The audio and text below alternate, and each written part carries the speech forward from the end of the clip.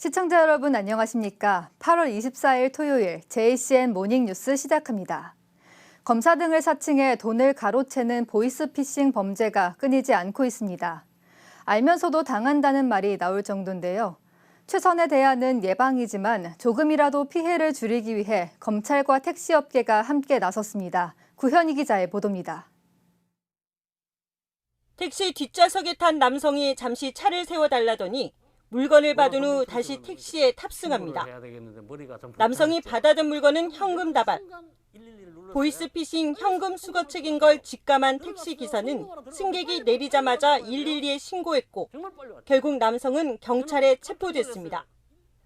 보이스피싱 현금 수거책들이 주로 이용하는 이동수단은 택시. 동선이나 정보 노출을 피하기 위해서인데 이를 아는 검찰이 택시업계와 손을 잡았습니다. 보이스피싱 범죄 예방을 위해 울산지검이 직접 이 택시기사용 안내문과 이 고객용 경고 스티커를 제작했습니다. 검찰이 제작한 보이스피싱 관련 안내문과 스티커는 울산 지역 법인 개인 택시 5,600여 대에 부착됩니다.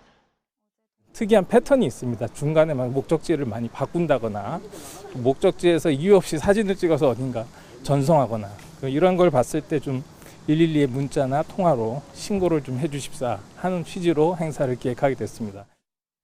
보이스피싱 범죄의 심각성을 잘 아는 택시업계도 적극 동참하기로 했습니다. 예, 우리 스티커를 다 차에다 붙이고 시민들이 안전하게 다니시도록 하고 또 보이스피싱을 잡는데 검찰이나 경찰, 우리 택시가 적극적으로 협조하겠습니다. 실제로 보이스피싱 범죄 건수는 다소 줄어들었지만 피해 규모는 오히려 커지고 있습니다. 감소세를 보이던 울산 지역 보이스피싱 범죄 건수와 피해 금액도 올해 들어 증가 추세로 돌아섰는데 7월 현재까지의 피해 금액이 지난해 전체 피해 규모를 뛰어넘었습니다. 검찰이 보이스피싱과의 전쟁을 벌이는 가운데 택시를 활용한 보이스피싱 범죄 예방이 얼마나 효과를 거둘지 주목됩니다. JCN 뉴스 구현입니다. 울주군이 농업인 공익수당으로 연간 60만 원을 지원합니다. 지원 대상은 올해 1월 1일 기준 2년 이상 주민등록상 주소가 울주군에 등록된 실제 경영에 종사하는 농가 경영주입니다. 다만 올해 상반기에 신청을 접수한 농민수당 지급 대상자는 농업인 공익수당과 중복 지급이 되지 않아 대상에서 제외됩니다. 정부가 일본 후쿠시마 오염수 방류 1년 동안 우리 해역의 방사능 안전 기준을 벗어나는 사례는 한 건도 없었다고 발표한 가운데 울산에서도 각종 검사에서 문제가 없었던 것으로 나타났습니다. 정부의 이번 조사에서 울산 일산해수욕장과 진화해수욕장을 포함한 전국 20개 해수욕장에 대해서 실시한 방사능 검사 결과에서도 모두 안전한 수준으로 확인됐습니다. 후쿠시마 오염수 방류는 2023년 8월 24일 1차 방류를 시작으로 총 7차례의 방류가 완료됐고 현재는 지난 7일부터 8차 방류가 진행 중에 있습니다. 울산시 교육청의 직업계고 글로벌 현장학습에 참여하는 직업계고 학생 20명이 국내 사전교육을 마치고 출국 전 어제 발대식을 가졌습니다. 현장학습은 오는 26일부터 11월 16일까지 12주간 호주 시드니에서 진행되며 미용과 공업, 외식 등 4개 직무 분야로 선발된 울산 직업계고 학생 20명은 오는 25일 출국할 예정입니다. 학생들은 호주 시드니 국립기술대학교에서 직무 분야 기술 교육을 받고 직무 관련 기업에서 현장 실습을 거친 뒤 현지 기업에 취업하게 됩니다. 국회 도서관이 울산 남구 관내 작은 도서관 3곳에 500권의 도서를 기증했습니다. 이 중 300권은 삼산동 작은 도서관에, 나머지 200권은 대현동과 수암동 작은 도서관에 절반씩 기증됐으며 이를 기념해 어제 삼산동 작은 도서관에서는 이명우 국회 도서관장 등이 참석한 가운데 국회 도서관 도서 기증식이 열렸습니다. 지난 2016년부터 지역 국회의원의 추천을 받아 공익 목적의 도서관에 도서 기증 사업을 해오고 있는 국회 도서관은 올해는 김기현 국민의힘 의원의 추천을 받아 울산 남구 관내 도서관 3곳에 도서를 기증했습니다. 중구 병영성 인근에 40년 이상 된 노후 공동주택을 구청이 매입해 공영 주차장으로 활용해야 한다는 주장이 제기됐습니다. 울산 중구의회 김도훈 의원은 중구청에 대한 서면 질문을 통해 병영성 인근 노후주택의 빈집이 크게 늘어났지만 역사문화 환경보존구역과 고도 제한으로 재개발이 불가능하다며 구청이 매입해 병영성과 연계한 공영 주차장 등으로 활용해야 한다고 주장했습니다. 이에 중구청은 답변서를 통해 해당 지역 매입과 주차장 조성을 위해선 사업비 확보 방안을 마련해야 하고 주거 이전비와 이주 정착금 등 부가적인 예산 투입이 불가피해 매입은 사실상 어렵다고 설명했습니다. 동구의회가 어제 임시회를 열고 공석이었던 의회운영위원회 위원장을 선출하면서 제8대 후반기 원구성을 마무리했습니다. 동구의회는 어제 제222회 임시회를 열어 제8대 후반기 의회운영위원회 위원으로 임채윤, 윤혜빈, 이수영 의원을 선임하고 위원장으로 윤혜빈 의원을 선출했다고 밝혔습니다. 또 지난 7월 1일 열린 제221회 임시회에서 부의장으로 선출된 박은심 의원을 대신해 이수영 의원이 윤리특별위원회 위원으로 선출됐습니다. 울산과학대학교의 제50회 후기 학위 수여식이 어제 동부 캠퍼스에서 열렸습니다. 어제 후기 학위 수여식에선 일학습 병행 대학 연계형 학생 28명과 외국인 유학생 2명 등 86명의 졸업생이 학사 학위와 전문 학사 학위를 받았습니다. 이번 학위 수여식에서 총장상은 산업전기공학과 서현대 졸업생이, 울산시장상은 산업기계공학과 이진성 졸업생이 각각 수상했습니다. 울산시립교향악단의 제238회 정기연주회 슈만과 브람스가 오는 30일 울산문화예술회관 대공연장에서 열립니다.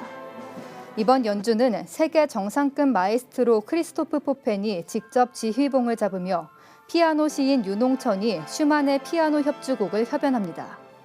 독일 출신의 지휘자 크리스토프 포펜은 빈 피라모닉과 프랑스 라디오 피라모니, 베를린 도이치 피라모닉 등 세계 정상급 오케스트라를 객원 지휘했으며 KBS 교향악단과 서울시립교향악단 객원 지휘 등도 맡았습니다. 아산로와 연포산 IC를 이어주는 연포산 터널이 지난해부터 통행료가 무료화되면서 크게 늘어났습니다. 하지만 이 때문에 아산로의 교통체증이 새로운 문제로 대두되고 있는데요. 울산시가 통행료 무료화 이후 심각해진 연포산 터널 정체 해소 방안을 수립하는 용역을 추진하기로 했습니다. 나경훈 기자가 보도합니다. 아산로와 연포산 IC를 잇는 울산 연포산 터널. 지난해 1월부터 기존에 500원이었던 통행료가 전면 무료화됐습니다. 지난해 1년 동안 감면된 통행료만 94억 4천만 원. 터널 통행량도 17.8% 증가했습니다. 하지만 통행하는 차량이 많아지다 보니 아산로의 교통체증이 새로운 문제가 되고 있습니다. 지금도 보면 차량 많이 다니는 편이잖아요. 예, 그래서 그 구간 단속 뭐 이런 걸 하든지 아니면 좀 차량을 좀 나눌 수 있는 그런 대책이 좀 있으면 좋을 것 같긴 해요. 울산시가 문제 해결을 위해 교통체계 개선 사업을 추진하기로 했습니다. 먼저 사업비 10억 원을 확보해 새로운 교차로를 만들고 신호체계를 개선하기 위한 대책을 세울 계획입니다. 또 아산로로 잘못 진입할 경우 회차로가 없어 4.6km 길이의 전 구간을 운행해야 했던 불편을 해결하는 계획도 세웁니다. 이 사업이 이제 추진하게 되면 우리 지역 주민들이 왕래가 많아지고 또 교행이 원활해져서 기업체의 어떤 수출입도 증가가 되고 관광 활성화에도 기여할 것으로 생각합니다. 무료화를 통해 주민들의 경제적 부담은 줄이는 데는 성공했지만 교통체증 문제를 빚고 있는 아산로. 울산시는 앞으로 사업을 완료하더라도 문제를 지속적으로 점검해 연포산 터널 정체 현상이 근본적으로 해결될 수 있도록 노력하겠다고 밝혔습니다. JCN 뉴스 나경훈입니다. 울산 강북교육지원청 학교생활회복지원센터가 어제 울산제일중학교에서 학교폭력 예방을 위한 등굣길 캠페인을 진행했습니다. 이번 행사엔 천창수 교육감과 중부경찰서 관계자 등 100여 명이 참여해 학교폭력 없는 평화로운 학교를 위한 메시지를 전달했습니다. 강북학교생활회복지원센터는 2학기 개학과 동시에 찾아가는 학교폭력 예방 등굣길 하굣길 홍보 활동도 진행할 예정입니다.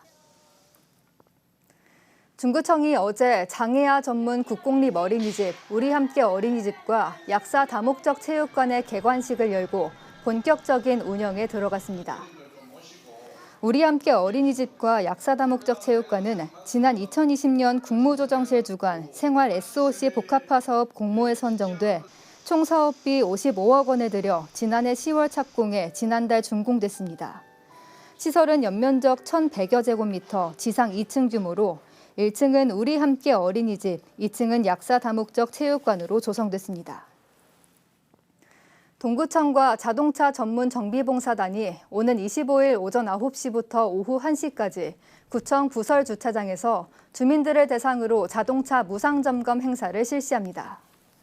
봉사단은 추석을 앞두고 귀성길 주민들의 안전한 자동차 운행과 교통사고 예방을 위해 이번 행사를 기획했다고 밝혔습니다. 행사에선 관내 주민들의 차량을 대상으로 엔진 점검과 타이어 마모 상태 점검, 와이퍼 교체 등 10여 개 항목에 대해 무상으로 점검과 정비를 실시할 예정입니다. 남구청이 여천천의 침수 예방을 위한 자연재해 위험 개선지구 정비 사업을 실시합니다. 남구청은 이 사업에 오는 2026년까지 465억 원을 투입해 여천천 4.2km 일대에 홍수 방어벽과 배수시설, 교량 등을 정비합니다. 남구청은 정비 계획을 수립하고 내년까지 설계를 마무리한 뒤 정비 사업을 본격 추진할 계획이라고 밝혔습니다. 한국후계농업경영인 울주군 연합회가 주최하는 제34회 울주군 후계농업 경영인 대회가 어제 울주군 삼동면민 체육관에서 열렸습니다. 후계 농업경영인 등 600여 명이 참석한 가운데 열린 이번 행사는 농업인들의 단합과 농업 발전을 위한 새로운 도약과 화합을 다짐하는 자리로 식전 행사와 어울림 한마당 행사 등으로 진행됐습니다. 근로복지공단 울산중부지사가 어제 개청식을 갖고 정식 운영에 들어갔습니다. 울산 중부지사는 울산 중구와 북구, 울주군에 위치한 3만 4천여 개 사업장과 29만 7천여 명의 근로자를 대상으로 고용산재보험 가입과 근로자 복지 업무 등을 수행하게 됩니다. 이번 개청으로 울산의 근로복지공단 지사는 2곳으로 늘어 업무상 질병과 사고에 대한 신속한 보상, 재활 서비스를 제공할 수 있을 걸로 기대되고 있습니다. S5일 울산복지재단이 추석을 앞두고 어려운 이웃들을 위해 1억 원 상당의 사랑의 쌀을 전달했습니다. 어제 전달식에는 김두겸 울산시장과 김보찬 S5일 울산콤플렉스 헤드, 전영도 울산사회복지 공동모금 회장 등이 참석한 가운데 S5일 울산복지재단은 어려운 이웃들을 위해 10kg 쌀 3,276포를 전달했습니다. 특히 이번에 전달된 쌀은 S5일 울산복지재단이 공장 인근 지역 농가에서 친환경 농법으로 생산된 쌀을 구매해 기부한 것으로 전해졌습니다. 운동하던 중 쓰러진 회원을 심폐소생술로 구조한 시민이 어제 하트세이버 인증서를 수여받았습니다.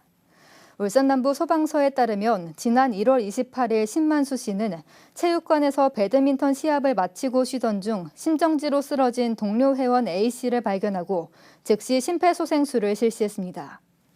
A씨는 현재 일상으로 복귀해 건강에 문제가 없는 것으로 알려졌습니다. 남부소방서는 신 씨의 공로를 인정해 어제 신 씨에게 하트세이버 인증서를 수여했습니다. JCN 모닝뉴스를 마칩니다. 함께해 주신 여러분 고맙습니다.